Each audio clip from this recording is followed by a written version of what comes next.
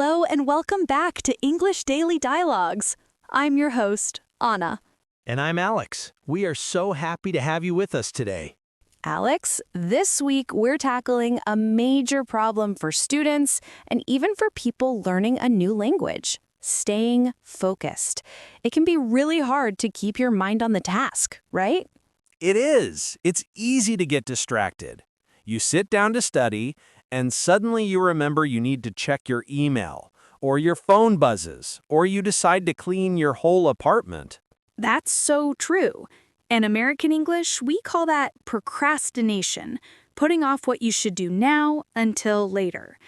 Today, we're going to give you simple, practical American English phrases and strategies to help you stay on track and get in the zone. We've broken down our focus tips into 4 easy parts: setting the stage, the study technique, dealing with distractions, and building study habits. Let's jump right in. The first step to staying focused isn't about what you study, it's about where and how you start. We call this setting the stage. That's right. You need a dedicated spot. Let's listen to a short dialogue between 2 friends, Maria and Ben, talking about their study spaces. Pay attention to the simple American phrases they use. Hey, Ben, how are you doing with the history assignment? I'm already falling behind. I'm fine, thanks. I finished the first chapter this morning. I try to get a head start whenever I can. Wow, you're so disciplined. I just can't settle down to work. I always end up on my phone. Maybe it's your study spot. Do you have a dedicated space? Not really. I usually study on the couch or sometimes at the kitchen table. That's probably the problem. Your brain needs to know when it's time for work. I have a small desk in my bedroom. I make sure it's always clutter-free. Clutter-free? You mean no mess? Exactly. I clear the decks before I start. No old coffee cups, no magazines, just my books and my laptop. It helps me zero in on the material. Zero in on. I like that phrase. It means to focus completely. It does. And one more thing. I always have my headphones, even if I'm not playing music. It helps me tune out the noise. I see your point. I need to carve out a little space just for studying. Thanks, Ben. That dialogue was full of great American English. Let's break down some of those phrases. At first, Maria said she was falling behind. That means she's not keeping up with the work.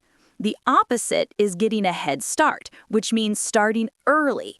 Ben said his desk is clutter-free. This is a common and simple phrase. Clutter is a messy collection of things, so clutter-free means clean and organized. He also said he clears the decks. This is a great idiom for preparing. It means to remove all unnecessary things so you can start a task. And my favorite from that dialogue, zero in on something. To zero in on your study material means to concentrate 100% on it. It's like a camera lens adjusting to get a perfect picture. And finally, to tune out the noise. This means to ignore it or block it out, like with Ben's headphones. Now, let's talk about the study technique itself. You can have the perfect study spot, but if your study method is wrong, you'll still lose focus. Sitting and reading for 3 hours straight is a recipe for losing your concentration. Exactly. In American learning, we emphasize active learning. This means you are doing something with the material, not just passively looking at it. One of the best techniques for this is called the Pomodoro technique. It's super simple.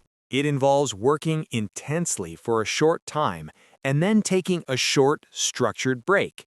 It prevents burnout, that feeling of being totally exhausted from too much work. Let's listen to a dialogue between 2 classmates, Alex and David, discussing how they use this method. Okay, break time. That was a really productive study session. It was. I used to think I had to study for hours without stopping, but that just made me zone out. Me too. Now I use the Pomodoro timer.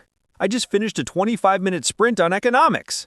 A 25-minute sprint? Yeah. You set a timer for 25 minutes and do nothing but work. When the timer rings, you immediately take a 5-minute break. It helps you keep your eye on the ball. That's interesting. What do you do on the break? Do you check your social media? Absolutely not. I make it a rule to avoid my phone. I usually just stretch, get a glass of water, or look out the window. It lets my brain recharge my batteries. So the key is to be fully in the moment during the 25 minutes? That's right. You're giving the task your full attention. Then, when the break comes, you completely step away. It makes the work feel less overwhelming. I'm ready to get back to it now. I think I'll try that. I need to step up my game for the final exam. Alex, that dialogue gave us some powerful phrases about focus. It did. David mentioned zoning out. This is a very common American idiom. It means your mind wanders and you stop paying attention. You're awake, but your mind is somewhere else. Then Alex talked about a 25-minute sprint. A sprint is a short, fast race. In this context, it means a short period of intense, fast work. This is a simple, effective way to describe intense focus. To avoid distractions, Alex says he makes it a rule to avoid his phone. This is a simple way to express discipline. It means he has a personal policy. Another great phrase, keep your eye on the ball. This means to stay focused on the main goal. If you take your eye off the ball in a game, you lose the point. In studying, it means you lose your focus. And my favorite is to recharge your batteries. It's a great metaphor. Your body is like a phone or a tool. It needs to recharge after hard work. Now that we know how to set the stage and how to work, let's talk about our biggest enemy, distractions. Distractions are everywhere, especially your phone and the internet. They're designed to pull your focus away. To beat them, you need a plan. We're going to cover some common excuses people use and how to fight them with simple, firm English statements. Listen to a dialogue between a student named Sarah and her study partner, Jake, discussing a tough moment. Ooh, I just got a notification. My friend posted something really funny. I should probably check it out. Wait, Sarah, don't fall for that. You know what happens. You check one thing, and an hour later, you're looking at pictures of cats. You're right. I'm trying to get this done, but this chapter is so difficult. I'm kind of looking for an excuse to stop. I understand. That's when you need to be strong. Tell yourself, just 5 more minutes of solid work. That simple phrase can work wonders. 5 more minutes. Okay, but what about my phone? It's sitting right here, and it's tempting me. You need to get it out of sight, out of mind. Put it in the next room or in a drawer. If you can't see it, you're less likely to touch it. You know, I also keep getting the urge to snack. I feel like a break will help me think. Sure, but don't let a snack turn into a meal. Let's take a quick 2-minute walk right now. Get some fresh air, and then come straight back to the table. That's a proper brain break. Good idea. We need to be strict with ourselves. We have to keep our focus sharp.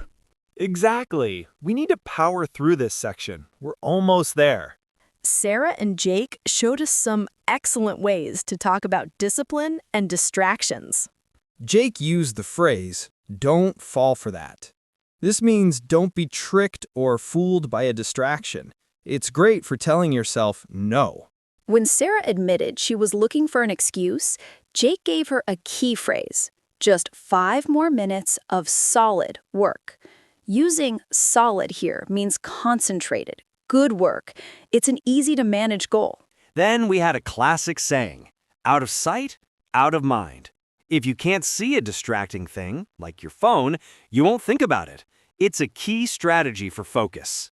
And finally, to describe finishing a hard task, Jake said they need to power through this section. To power through means to push yourself to finish something difficult or long. It suggests energy and determination. Now for our final and most important section, making focus a long-term part of your life. To stay focused long-term, you can't rely on motivation every day. You need habits. Habits are actions you do automatically, without thinking. Exactly. We're going to look at how to cement these good study habits into your daily routine. This means making them feel permanent. Let's listen to one last dialogue between two students, Ken and Lisa, about their routines. I've been feeling really good about my studying lately. I used to cram all the time, but now I have a routine. Cramming is the worst. It's stressful and the knowledge doesn't stick. What changed? I started time blocking. Every evening from 7 to 8, I put in an hour of focused work. I stick to it no matter what. Time blocking? It's simple. I block out the time on my calendar. It makes it non-negotiable, like a job. Now it's just second nature. I need to try that. My biggest problem is feeling overwhelmed. I look at all my books and I just want to give up. I know that feeling.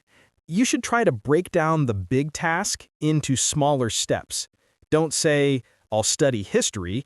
Say, I'll read 5 pages and take 2 notes. Small wins. That's smart. So, small, specific goals that feel achievable. It helps you build momentum. Absolutely. And when you finish one small task, give yourself a little pat on the back. It's important to acknowledge the progress. You need to stay positive. Okay, I'm going to start time blocking my study for tomorrow. I need to make sure I follow through this time. You got this, Lisa. Just take it one day at a time. Ken and Lisa are talking about making focus a permanent part of their lives. Let's review those great phrases. Ken mentioned cramming. This is a common term for studying a lot of information in a very short time right before a test. The opposite of smart, focused studying. When something is a habit, Ken said it becomes second nature. This is a great phrase that means it's automatic. You do it without thinking, like breathing or walking. Lisa felt like she wanted to give up when she was overwhelmed. A good strategy to fight this is to break down the task, to divide a big problem into smaller, simpler pieces. The idea of getting momentum is key here. Momentum is the force that keeps a moving object going. When you complete one small task, it gives you the energy, the momentum, to start the next one. It's an encouraging phrase. And my favorite one for motivation, one day at a time. When a task is huge, like learning a language or finishing a degree, just focus on today's work. It makes the big task feel possible. Wow, Alex, we covered a lot of ground today. Let's quickly review the core idea behind each part. Sure. In part 1, setting the stage, we learned to create a clutter-free, dedicated space so we can zero in on our work. And in part 2, the study technique, we talked about the power of the 25-minute sprint to prevent us from zoning out. We need to know when to recharge our batteries. Part 3, dealing with distractions, taught us to use phrases like out of sight, out of mind to help us power through the difficult parts and not fall for those temptations. And finally, part 4, building study habits, gave us the keys to long-term success. Time blocking, breaking down big tasks, and reminding ourselves to take it one day at a time until it becomes second nature. This week's challenge for all our listeners is to try the Pomodoro technique and use one of the new phrases you learned today. When you sit down to study, tell yourself, I'm going to clear the decks and power through this 25-minute sprint. A great active way to use the language. Speaking of language, remember to use all these phrases in your own English conversations this week. That's how the words and concepts will stick in your mind. That's all the time we have for this episode of English Daily Dialogues. Thank you so much for tuning in. You can find a full transcript of this episode and a vocabulary list on our website. Keep practicing, keep focusing, and we'll talk to you next time. Bye for now.